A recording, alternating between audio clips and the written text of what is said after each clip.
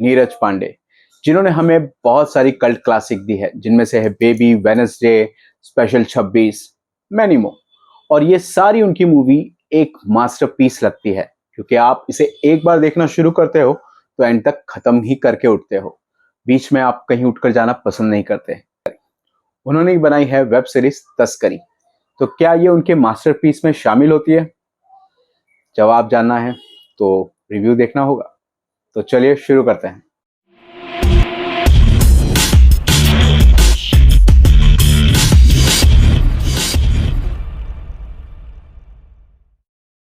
Hello दोस्तों, मेरा नाम है एपी और आप देख रहे हैं एपी पॉपकॉर्न पिक्स। और आज हम बात करने वाले हैं एक वेब सीरीज जिसने कस्टम की दुनिया को एक्सपोज करने की कोशिश की है। तो इससे पहले हमने उन्हें देखा है, लेकिन ऐसे रोल उनकी लाइफ पूरी जर्नी नहीं देखी है। तो ये वेब सीरीज एक ऐसी है जहां पर उनके बारे में हमको काफी डिटेल में जानने मिलता है। वो कैसे प्लानिंग करते हैं स्मगलर्स को पकड़ने के लिए, उनकी स्ट्रेटेजीज क्या होती है, उन्हें क्या प्रॉब्लम फेस करनी पड़ती है जब वो इन्हें पकड़ लेते हैं, क्या थ्रेट्स मिलते हैं। ये सारी चीजें इस सीरीज में आपको देखने को मिल जाती है। वैसे तो मैंने इसे देखकर लास्ट वीक ही कंप्लीट कर दिया था, मगर कुछ और भी प्रोजेक्ट्स थे जिस पर मैं काम कर रहा था, जिसकी वजह से मुझे वक्त नहीं मिला, तो थोड़ा लेट हो रहा है। ठीक है, फिर भी वर्थ है वॉचिंग के लिए या नहीं वो बताना मेरा फर्ज है, तो और सुनना आपका भी फर्ज है। अगर स्टार कास्ट की बात करें तो इसमें है Sharad Kelkar, Emraan Hashmi, Zoya Afroz, Nandish, Amruta Khanvilkar and many more. वैसे जो सपोर्टिंग कास्ट है वो भी काफी अच्छी ली गई है। मूवी जो सीरीज है वो आपको एंगेज तो रखती है, आपका इंटरेस्ट भी बनाती रहती है, लेकिन जो इंटरेस्ट ऐसा इंटरेस्ट है जहां पर आप सारी चीजें पहली प्रेडिक्ट कर लेते हो, आपको पता होता है कि आगे क्या होने वाला है। आप इसे ऐसा कह सकते हो कि आप स्टोरी पहले पहचान लेते हो और स्टोरी फिर धीरे धीरे करके वहीं पर पहुंचती है जहां पे आपने इसे आइडेंटिफाई कर लिया था कि पहुंचेगी, और ये वहीं पर पहुंचती है। जैसे मैंने बताया कि स्टोरी जो है वो एकदम प्रेडिक्टेबल है, लेकिन हाँ, क्योंकि इतनी फ्रेश है, क्योंकि इस टॉपिक पे कभी कोई मूवी या वेब सीरीज बनी ही नहीं है, तो इतनी फ्रेश लगती है कि हम इसके साथ बने रहते हैं। हम सोचते हैं कि कुछ ना कुछ तो आगे होगा, और वैसा होता ही नहीं है।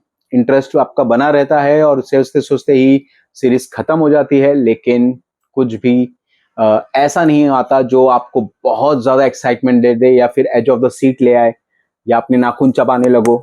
ऐसा कुछ नहीं होता। एक्टिंग की बात करें तो सभी की एक्टिंग काफी अच्छी रही है। इमरान हाशमी से लेके अमृता खानविलकर, इवन जोया अफरोज ने भी अपना काम बहुत अच्छे से किया है। नंदिश ने भी अपना रोल बहुत अच्छा किया है। तो एक्टिंग की बात करें तो it's a really great performance from everyone. इसमें जो सबसे बड़ी कमी रह गई है, पता नहीं क्यों, लेकिन शायद नीरज पांडे बहुत बिजी होंगे तो उन्होंने सिर्फ 7 एपिसोड में ही इस सीरीज को निपटा दिया है। जी हाँ, सिर्फ 7 एपिसोड्स हैं इसके, और जिसकी वजह से इसकी लेंथ इतनी छोटी है ना कि आप कैरेक्टर ना ही डेवलपमेंट हो पाता है और ना ही हम उनसे जुड़ पाते हैं। सारे कैरेक्टर्स ऐसे होते हैं कि हमें चलता है। अब मैं कोई स्पॉइलर नहीं देना चाहता, लेकिन काफी लेट हो गया है तो फिर मैं एक चीज बोल देता हूँ। इसमें एक कस्टम ऑफिसर की डेथ हो जाती है, जो एक बहुत मेन कैरेक्टर होता है। वो कौन सा कैरेक्टर है मैं आपको नहीं बताने वाला, तो टेंशन मत लीजिए। तो जो उसकी डेथ हो जाती है, अब सोचिए, वो एक मेन कैरेक्टर था, कहानी के शुरुआत से वो हमारे साथ में था, लेकिन जब उसकी डेथ होती है तो हम कुछ भी फील नहीं कर पाते। अगर उस कैरेक्टर को जरा डेवलप किया गया होता, ज्यादा टाइम दिया गया होता, उसको ऑडियंस के साथ इमोशनल टच दिया हो गया होता, तो डेफिनेटली उसके डेथ पर हमारी आंखें नम हो जाती। हम उससे ऑडियंस जो है उस कैरेक्टर से जुड़ पाते, लेकिन ऐसा कुछ नहीं होता है। इसकी सबसे बड़ी खामी यही है कि यहाँ पर कोई भी कैरेक्टर को इतने अच्छे से डेवलप किया ही नहीं गया है। जब मैं सीरीज देख रहा था और स्टार्टिंग के 2 एपिसोड देखने के बाद मुझे लग रहा था कि बहुत इंटरेस्टिंग चीजें होने वाली है, तीसरे में भी यही आशा थी, चौथे में, 5वें में, एवरीथिंग। जब 7वें एपिसोड पे मैं पहुंचा तो मुझे लगा अब इसका सीजन 2 आएगा, क्योंकि स्टोरी मुझे कहीं से भी खत्म होती हुई नहीं दिख रही थी। मुझे लग रहा था इतना बड़ा स्मगलर है, इसको कौन इतनी आसानी से तो नहीं ट्रैप किया जा सकता। तो सेकंड सीजन शायद आएगा, क्योंकि अब ये आखिरी एपिसोड है, और इवन आखिरी एपिसोड आधा हो चुका था।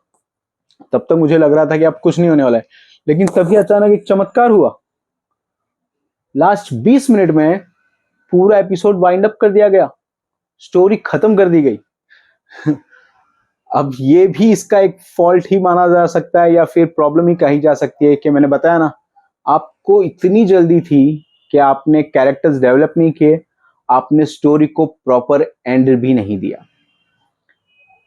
इतना बड़ा स्मगलर आपने जब उसको दिखाया है तो एक अच्छा डिफीट उसे दिखाते, लेकिन एक बहुत ही आसानी से दिखा दिया गया जो बिल्कुल भी रास नहीं आता है, जो मजा नहीं आता।